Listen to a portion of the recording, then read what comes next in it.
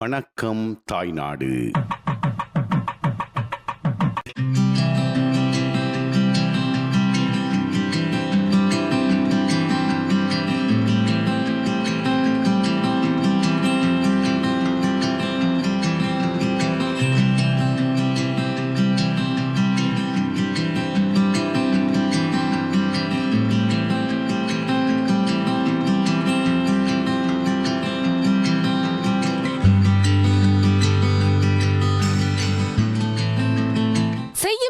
தெய்வம் என்று குறிப்பிடுவார்கள். அந்த வகையிலே எத்தனை ஆயிரம் தொழில்கள் காணப்பட்டாலும் கூட இந்த மருத்துவ தொழில் ஒரு தெய்வத்திற்கு சமமாக தொழில் என்றே குறிப்பிடலாம். என்று சொன்னால் உயிரை காக்கின்றது இந்த தொழில். நாங்கள் தற்பொழுது மானிப்பாய் பிரதேச பொது வைத்தியசாலையிலே நின்று கொண்டிருக்கின்றோம். இன்றைய நிகழ்ச்சி கூட இந்த வைத்தியசாலையினுடைய சேவைகளையும் அதைவிட என்னென்ன மாதிரியெல்லாம் இந்த மக்கள் இந்த சேவைகளை பெற்றுக்கொள்கிறார்கள் என்பதை இந்த வைத்திய அதிகாரியினூடாகவும் அதைவிட மக்களினூடாகவும் உங்களுக்கு நாங்கள் வழங்கப் போகின்றோம். நேர்களே, இந்த நிகழ்ச்சியின் பகுதிக்கு வாருங்களமை தொடர்ந்து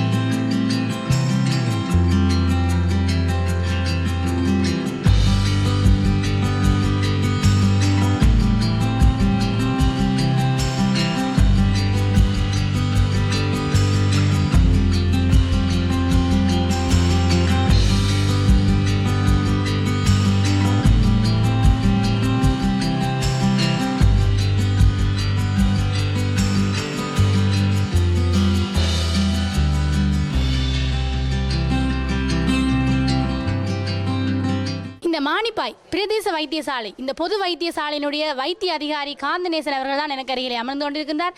இந்த வைத்தியசாலையினுடைய வளர்ச்சி அதைவிட ஆரம்ப காலங்களிலே இன்னொரு இடத்தில் தான் இந்த வைத்தியசாலை கூட அமைய பெற்றிருக்கின்றது. இதனுடைய சேவைகள் என்னென்ன மாதிரியாக இவர்கள் மக்களுக்கு சேவைகளை எல்லாம் வழங்கி கொண்டிருக்கின்றார்கள் என்பதை இந்த வைத்திய அதிகாரியிடம் கேட்டு தெரிந்து கொள்வோம். வணக்கம். வணக்கம். முன்னைய காலத்தில் இந்த பொது வைத்தியசாலை இன்னும் ஒரு இடத்துல அந்த இடத்துல இருந்தது. பிறகு என்ன காரணங்களுக்காக நீங்கள் இந்த மானிப்பாய் பகுதியில் கொண்டு இடமாற்றம் செய்தீர்கள்? காலமாக ஒரு அதுக்குரிய இடம் இல்லாத இருந்தபடியால் கனகன் இடத்துல இருந்தது. கனகன் இடத்துல ஒரு இடம் இல்லை, ஒரு 4-5 இடத்துல இருந்து இடம் இல்லாமல் இருந்து கடைசியாக நாங்கள் ஆடியன்ஸ்ட்டை கேட்டு ஆடியன்ஸ் இங்கே இந்த இடத்தை எங்களுக்கு அமைச்சு தந்தார். அதுலேயும் இந்த காணி ஒரு அதுக்குரிய காணி இல்லாமல் இருந்தது. அப்போ இந்த ஊர் மக்கள்கிட்ட இருந்து காசு சேர்த்து கிட்டத்தட்ட ஒரு 5 lakhs அப்படி சேர்த்து ஒவ்வொருத்தட்ட இந்த ஊரில் இருக்கிற ஒவ்வொரு மக்களின் பங்களிப்போடு தான் இந்த இது செய்யப்பட்டது.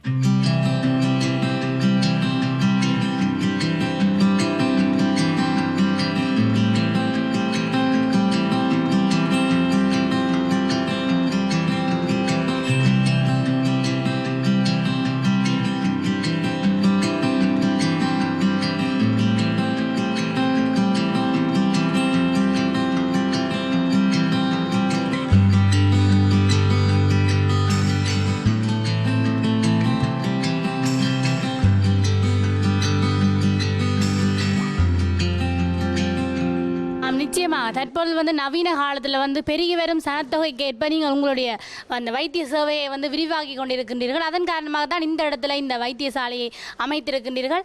என்ன மாதிரி எந்தெந்த பகுதியிலிருந்து மக்கள் இங்கே சேவையை பெற்றுக்கொள்கிறார்கள்?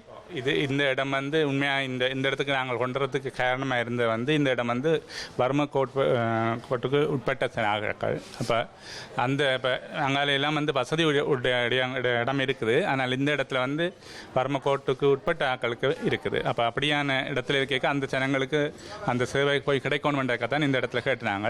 அப்போ அந்த இடத்துல இடம் இல்லைன்றபடியில் நாங்கள் ஊர் ஆக்கட்டை எல்லார்ட்டையும் சேர்த்து கிடைச்சது நாங்கள். ஆனால்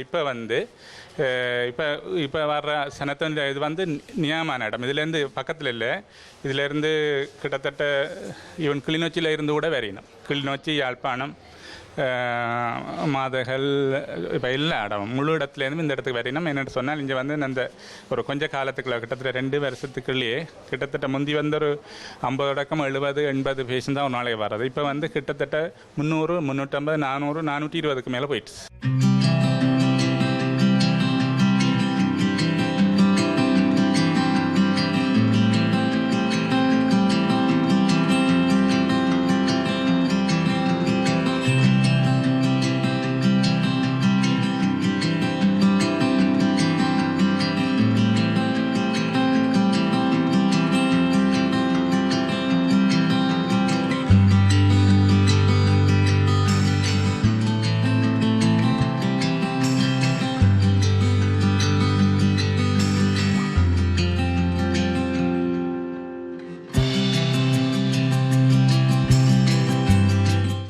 பொது வைத்தியசாலை மட்டுமல்லாது இலவசமாக வைத்திய சேவைகளை வழங்கி கொண்டிருக்கின்றது.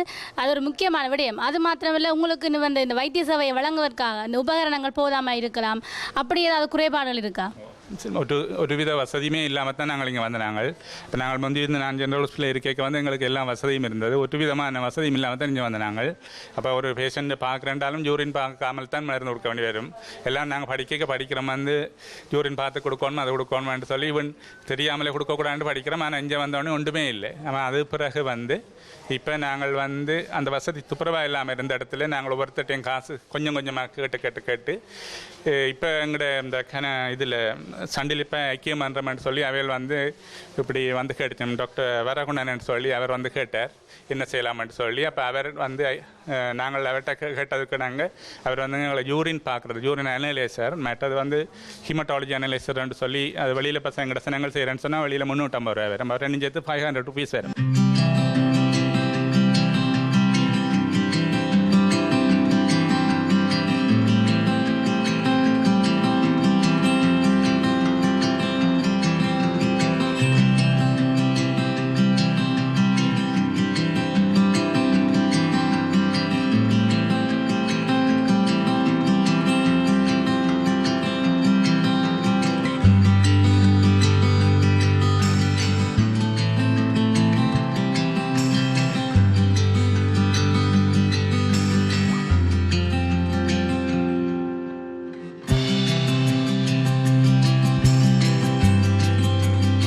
நிச்சயமாக இப்போ இந்த தினம்தோறும் அதிகளவான மக்கள் இந்த வைத்தியசாலையை நாடு வருவதன் காரணமாக உங்களுக்கு தாதிகள் பற்றாக்குறை, அதை விட வைத்தியர்களுடைய பற்றாக்குறை இருக்கிறதா?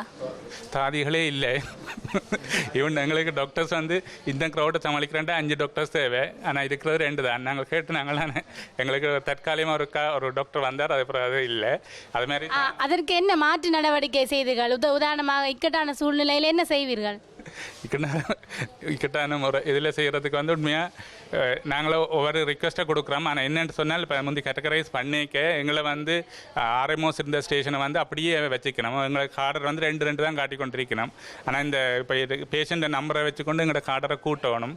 ஈவன் எங்களோட மிட்வைஃப் தான் எங்களோட நர்சிங் வேலை செய்கிறா. எங்களோட அட்டெண்டன்ஸ் தான் வந்து எல்லா ட்ரெஸ்ஸிங்கள் தொடக்கம் சகல இன்ஜெக்ஷன் பிளட் ட்ரோ பண்ணுறது முழுக்க நாங்கள் அவைக்கு ட்ரைனிங் கொடுத்து அவை தான் செய்யணும்.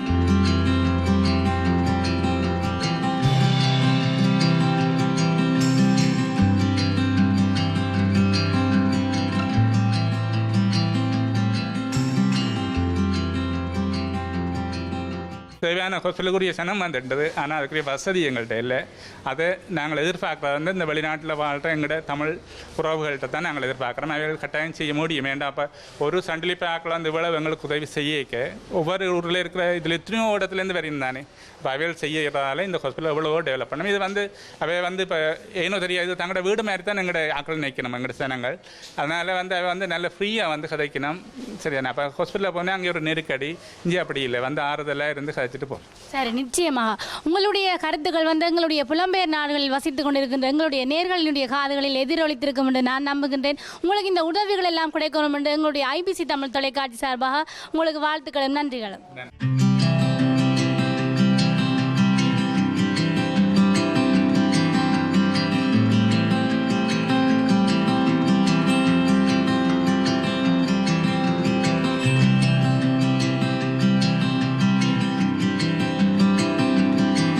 மானிப்பாய் பிரதேச வைத்தியசாலையிலே காணப்படுகின்ற பல்வேறு குறைபாடுகளை பற்றி நிச்சயம் அறிந்திருப்பீர்கள் நம்புகின்றோம். இன்னும் பல தகவல்கள் கூட உங்களுக்காக அடுத்த நிகழ்ச்சியில் காத்திருக்கின்றன. இதனுடைய தொடர்ச்சி இன்னும் ஒரு நிகழ்ச்சியில் நீங்கள் பார்க்கலாம் நேர்களே. அதுவரையில் ஒளிப்பதிவாளர் தர்ஷனுடன் ஷர்மி. நன்றி நேர்களே.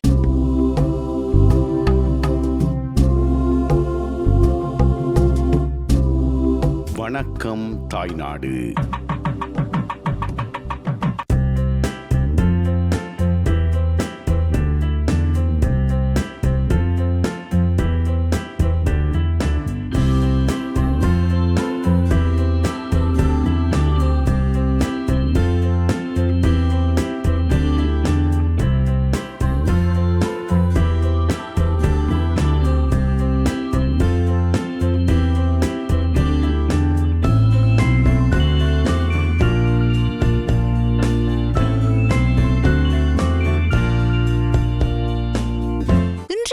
தாய்நாடு நிகழ்ச்சியிலே பசுமையாக தோற்றமளிக்கின்ற ஒரு கிராமமாக காணப்படுவது இந்த சுன்னாக பகுதியிலே அமைந்துள்ள சுன்னாக மத்தியிலே அமைந்துள்ள ஐயனார் கோவிலடி தாளையம்பதி கிராமம் என்று சொன்னாலே ஒரு பசுமையான கிராமமாக காட்சியளிக்கிறது.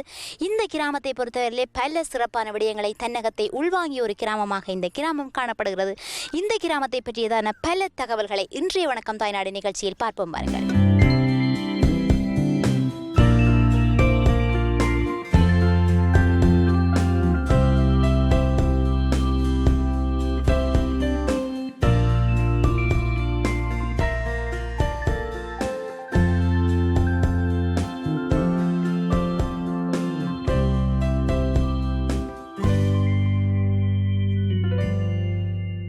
மருதநிலத்தின் மத்தியிலே அமைந்ததன் இந்த ஐயனார் கோவிலடி கிராமம். அந்த வகையிலே இப்போது வயல்களில் நெற்கள் எல்லாம் விளைந்து அறுவடை செய்து விட்டார்கள். பின்னர் பல பயிற்சிகளை மேற்கொள்வார்கள். அந்த வகையிலே கத்தரி, வெண்டி, மிளகாய் போன்ற பல பயிர்களை மேற்கொண்டிருக்கிறார்கள். இவர் கூட இந்த தோட்டத்திலே நின்று இந்த பயிருக்கு ஏதாவது அழிவு ஏற்பட்டு விட்டதோ இல்லை பூச்சிகள் அரித்து விட்டனோ என்று பார்த்து கொண்டிருந்தார். அந்த வகையிலே இந்த முறை நெல் எல்லாம் விதைத்திருந்தீங்கள். அறுவடை எல்லாம் என்ன மாதிரி போயிட்டு உங்களுக்கு? அறுவடை பிரச்சனை வெள்ளத்தால் கொஞ்சம் மழை பெய்த கூட பெய்தால் நெல் விளைச்சல் விளைஞ்சிருக்கு.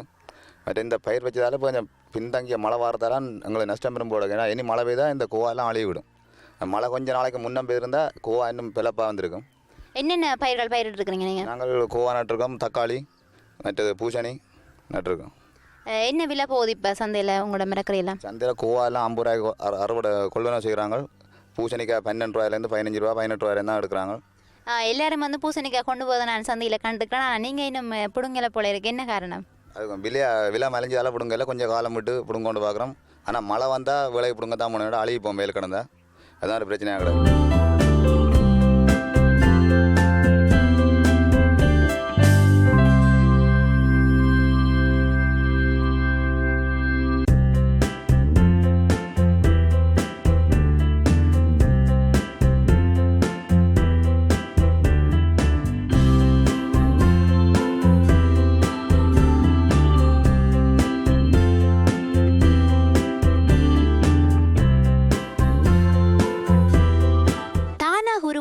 பல ஆலயங்கள் காணப்படுகின்றன. அந்த வகையிலே அந்த சிறப்பு பொருந்திய ஆலயமாக இந்த சுன்னாக பகுதியிலே அமையப்பெற்றுள்ள தாளையம்பதி ஐயனார் ஆலயம் காணப்படுகிறது. இந்த ஆலயத்தினுடைய உருவாக்கம் எப்படி நிகழ்ந்தது என்று சொன்னால், முன்னைய காலங்களிலே இந்த கிராமத்திலே பெரும்பாலும் தோட்டங்களை காணப்பட்டன, வயல் நிலங்களும் செறிவாக காணப்பட்டன. அந்த வகையிலே வயல்களை உழுவதற்காக ஒருவர் கலப்பையில் ஏற்பூட்டி கலப்பையால் உழுது கொண்டு வருகின்ற பொழுது அந்த கலப்பையிலே தடக்கப்பட்ட ஒரு ஐயனாருடைய சிலை கிடைக்கப்பெற்றிருக்கிறது. அதிலிருந்து ஒரு அசரீதி கேட்டிருக்கிறது. என்னை கொண்டே ஒரு இடத்துல வைத்து நிச்சயமாக ஆலயம் அமையுங்கள் சொல்லி ஒரு அசரீதி கேட்க இந்த மக்கள் எல்லாரும் ஒன்றிணைந்து அந்த ஆலயத்தை அமைத்திருக்கிறார்கள். அதை விட இந்த ஆலயத்திற்கு இன்னும் ஒரு சிறப்பு கூட இருக்கிறது என்னவென்று சொன்னால், இந்த ஐயனாரை கூடேறி சாட்சி சொன்னவர் என்று சொல்லி அழைப்பார்கள்.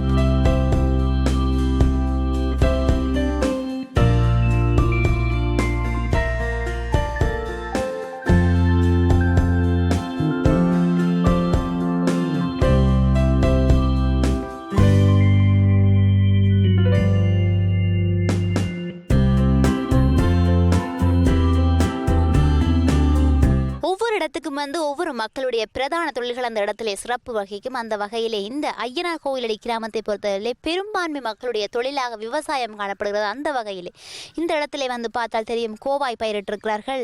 அதைவிட தக்காளி, வெண்டி, கத்தரி, மிளகாய் போன்ற பல பயிற்சிகளை மேற்கொண்டிருக்கிறார்கள். இன்னும் நெல் விளைந்து அறுவடை செய்த பின்னர் அந்த நிலத்தினுடைய சூட்டை குறைப்பதற்காகவும் நைதரசனை பெற்றுக்கொள்வதற்காகவும் அந்த சணல் விதைத்திருப்பதை கூட நீங்கள் காணக்கூடியதாக இருக்கின்றது.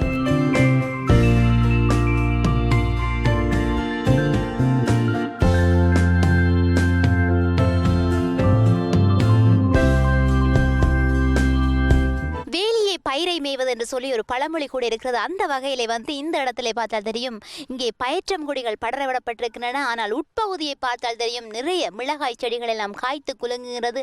அந்த மிளகாய்க்கு பாதுகாப்பாக ஆடு மாடுகள் எதுவும் அந்த செடியை சேதப்படுத்தி விடக்கூடாது என்ற காரணத்துக்காக வேலி அடைத்திருக்கிறார்கள். அந்த வேலியை கூட இன்னொரு உபயோகப் பொருளாக பயன்படுத்தியிருக்கிறார்கள். என்னவென்று சொன்னால், இங்கே பயற்றம் கொடியை நட்டு அதன் மூலம் இன்னும் விளைச்சலை பெற முடியும். அதற்கு ஊன்றுகோலாக அந்த வேலியிலே அந்த பயற்றம் கொடியை படரவிட முடியும் என்ற காரணத்துக்காக இப்படி ஒரு வழிமுறையை கையாண்டிருக்கிறார்கள்.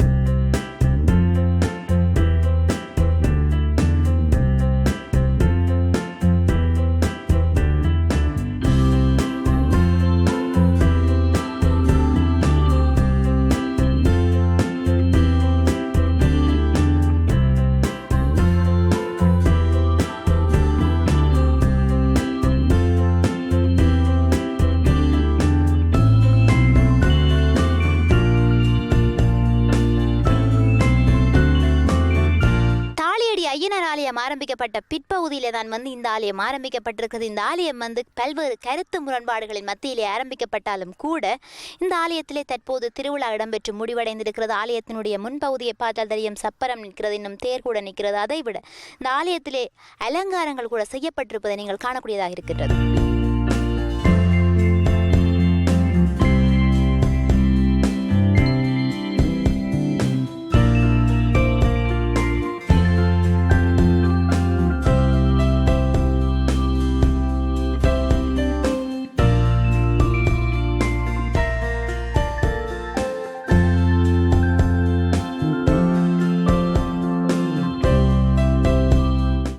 விதைக்கப்பட்ட நெற்கதிர்கள் எல்லாம் அறுவடை செய்யப்பட்ட பின்னர் அந்த நிலத்திற்கு வந்து நைதரசன் கிடைக்க வேண்டும் என்பதற்காக வந்து சணல்களை விதைப்பார்கள். இந்த இடத்திலே சணல் பூக்கள் கூட மிகவும் மஞ்சள் நிறமாக அழகாக பூத்திருப்பதை காண்கிறீர்கள். அதைவிட இந்த சணலை வந்து பல்வேறு தேவைகளுக்காக பயன்படுத்துவார்கள். குறிப்பாக சிலர் வந்து அந்த நைதரசன் கிடைக்க வேண்டும் என்பதற்காக சணல் முற்றி விளைந்த பின்னர் அந்த சணலை அறுவடை செய்து அப்படியே நிலத்துக்குள்ளே தாட்டி விடுவார்கள். இன்னும் சிலர் விதைகளை எடுத்து விற்பனை செய்வார்கள். இன்னும் சிலர் என்ன செய்வார்கள் என்று சொன்னால் தங்களுடைய மாடுகளுக்கு வந்து தீவனமாக இதனை பயன்படுத்துவார்கள். இன்னும் சிலர் இந்த சணல்களை வந்து சணல் நூல், உங்களுக்கு தெரிந்திருக்கும் அந்த சணல் நூல் தேவைகளுக்காகவும் பயன்படுத்துகிறார்கள்.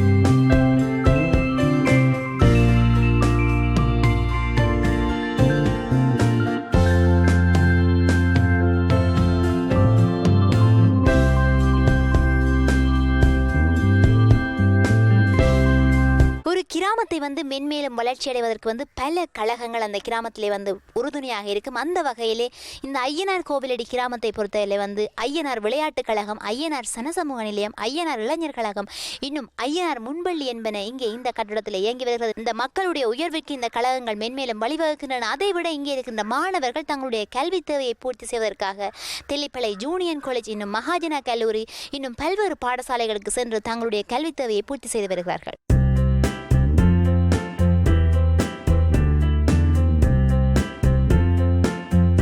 ஐயனார் கோவிலடி கிராமத்தில் இருக்கின்ற தீர்த்தக்கேணியிலே வந்து 2 ஆலயங்களுக்குமே பொதுவான தீர்த்தக்கேணியாக இந்த கேணி காணப்படுகிறது. அதைவிட நாளைய தினம் வந்து பிள்ளையார் ஆலயத்திலே வந்து தீர்த்தோற்சவம் சிறப்பாக இடம்பெறவிருப்பதால் இன்றைய தினம் இந்த கேணியை வந்து மிகவும் சிறப்பான முறையில் துப்புரவு செய்து கொண்டிருக்கிறார்கள். இங்கே பார்த்தால் தெரியும், நிறைய சிறுவர்கள் எல்லாம் உற்சாகமான முறையிலே இந்த கேணியை துப்புரவு செய்வதோடு இந்த கேணியிலே சிறந்த முறையிலே நீராடுவதை கூட நீங்கள் காணக்கூடியதாக இருக்கின்றது.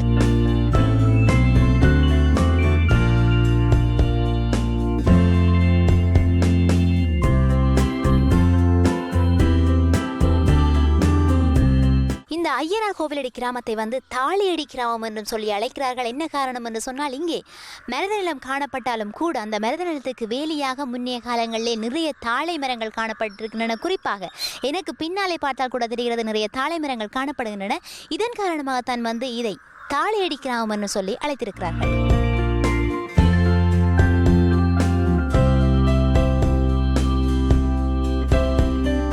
மீண்டும் மற்றொரு நிகழ்ச்சியில் உங்களை சந்திக்கலாம் நேயர்களே. ஒளிப்பதிவாளர் புவியுடன் உங்கள் விஷானி.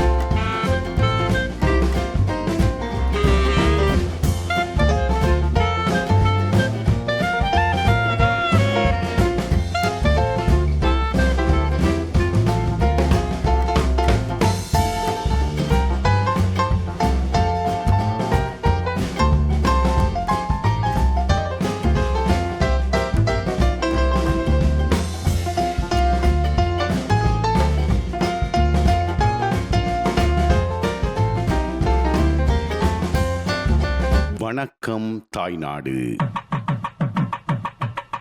கிளைகள் எங்கே படர்ந்தாலும் வேர் இங்கேதான்.